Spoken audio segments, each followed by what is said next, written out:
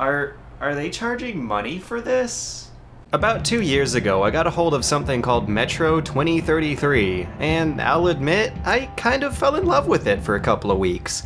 And it wasn't the rich, atmospheric world it built or the well-paced set pieces that I fell in love with, it was actually the gunplay. Specifically, the gunplay that you got on the Ranger Hardcore difficulty. It would turn off your HUD and balanced out the HP values for both you and your enemies. Everyone died in 1 or 2 shots, and when you combined the HUD-less navigation with the game's healthy stealth system, gunfights would start and stop organically. Every weapon packed a super lethal punch. It made the whole game feel unpredictable and dangerous. It was hard as nails, but it was also fair, so all in all, it was a pretty great ride. But now we have a sequel, and it's one that makes the unfortunate first impression of turning Ranger Hardcore into a microtransaction, which is ridiculous because it seems like something so lightweight that it could pretty easily be modded in. This was actually a holdover decision from THQ, and not the actual game developers. Ranger mode was removed because of a publisher getting involved with the creative process, not because the game designers themselves actually wanted to make the game that way. On the bright side, it seems like they included a cheeky workaround of their own. If you turn the HUD options off and set it to the hardest difficulty, then you have an experience that more or less resembles the Ranger mode I remember from 2 years ago, with the most obvious exception being a crosshair hit indicator. But with that out of the way, I gotta say that one of the biggest reasons why I fell in love with the last game was because of how it defied the typical negativity surrounding modern military shooters. And the sequel does it just as gracefully, mostly because it's almost the same game. Sure, it's a completely linear corridor shooter in a tired post-apocalyptic setting.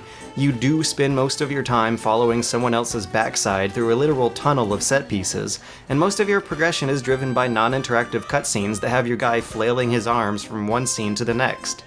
It's got the hit-scan weapons that you just point and click on bad guys with, and of course there's the ever-present regenerating health, but Metro is greater than the sum of its parts. There's a wealth of other mechanics working alongside these that keep its gunplay from turning into the spongy, cover-based stop and pop that stains this genre. Now here's a disclaimer, the rules and mechanics that make Metro unique don't really work on the easier difficulty levels, so for any newcomers to the game I greatly encourage you to ramp up the difficulty. What's interesting is that once you do, the game's still actually kind of easy, it just plays by different rules. For starters, ammo gets increasingly more rare on higher difficulties, and ammo is money. Rifle rounds are the currency of this world, and they're scarce. But of course, that wouldn't mean anything if there wasn't anything to spend money on. You only get rare opportunities to exchange all the ammo you find into the military-grade rifle rounds that you use to buy other weapons, items, and of course, other kinds of ammo that you may need more. But there's just simply not enough ammo in the game to spray and pray your way through the whole thing. You actually have to conserve your shots in order to buy more. It's an invisible scoring mechanic that encourages you to fire your gun as little as possible, which is especially clever because Metro also has pretensions of being a stealth game. In this game, enemies don't magically know where you are at all times, which means that you have room to pick them off conservatively. In almost every encounter you're given the initiative to shoot first, hide, then shoot again, allowing you to save ammo and, by proxy, money. That ammo to money mechanic is also how you stock up on the throwable items, like the throwing knives, which function as a silent one-hit KO, and the claymores, which are useful for these guys that look just like hydralisks. There are also 2 different types of grenades you can buy, but I found that I could go through the whole game pretty easily without either of them. Just like in the last game, the best moments of Last Light are the ones where the game doesn't hold your hand. There are some great outdoor sections where you have to experiment with all these items and tactics while also scavenging for more, and you have to do it under time pressure. The air is polluted with nuclear fallout, and your gas mask works for only a couple of minutes unless you can quickly find more. So you're nervously scrambling around, constantly moving and searching for more supplies while also managing a heavy flow of enemy mobs against the cooldown timers of your own abilities. In fact, describing the process like this makes combat in Metro sound kind of similar to RPG combat. And this is just a testament to how similar good game design is across genres. But of course, Metro is a shooter at its core, so most of the exchange still taxes your twitch shooting skills above everything else. It's a precarious juggling act between 3 core genres that actually balance each other out pretty well. There's not too much on this platter. It's not bloated, but if one of these 3 genres were taken away, then it would break, or at least lessen, the other 2. And despite being so linear, there's enough room in these tunnels for a wealth of different tactics, all the way up to just non-lethally sneaking past everyone. But the stealth is undoubtedly the weakest link in this chain. It's like Thief. Your visibility isn't based so much on line of sight as it is on the brightness of the texture you're standing on. You're given a little light gem on your watch that shows you one of the two binary states of the system. You're either visible or you're not. And when you're not visible, you really are not visible.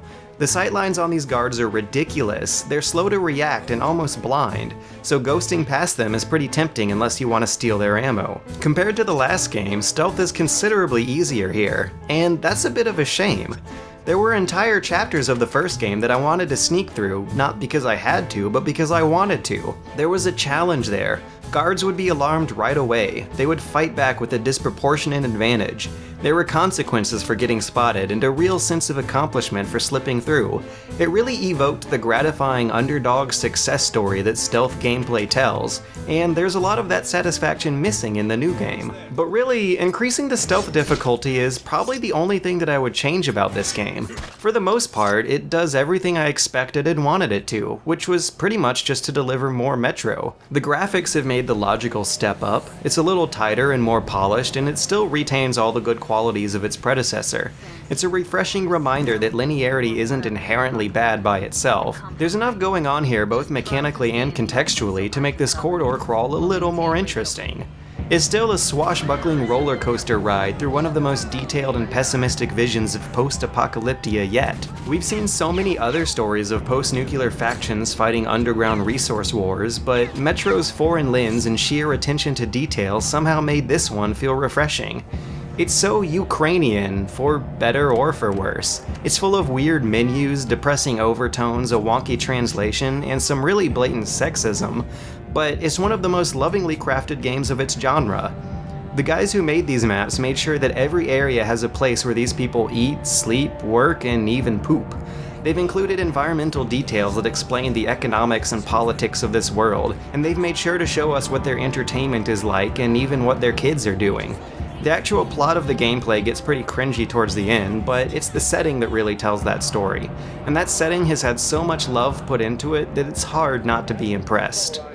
The only problem with all of this is that that's pretty much everything the last game did too. Since Metro isn't a new IP anymore, the sequel is less of a pleasant surprise. The storyline is a good deal more formulaic, and that's probably because they didn't base the writing on this one off of a novel. The soundtrack plays it safer too, which is a shame since some of the most immersive and terrifying moments of the first game were driven by a melancholy and unconventional score that just isn't in this one. Metro Last Light is a good game, but I don't think that a 10-hour roller coaster ride is worth $60. I definitely recommend picking it up once it hits 45 though, but if you haven't played the first, go ahead and do it. It's one of the most enjoyable games of this generation, and while Last Light is a worthy sequel, it's not noticeably better or worse. It's just a case where more of the same isn't a bad thing.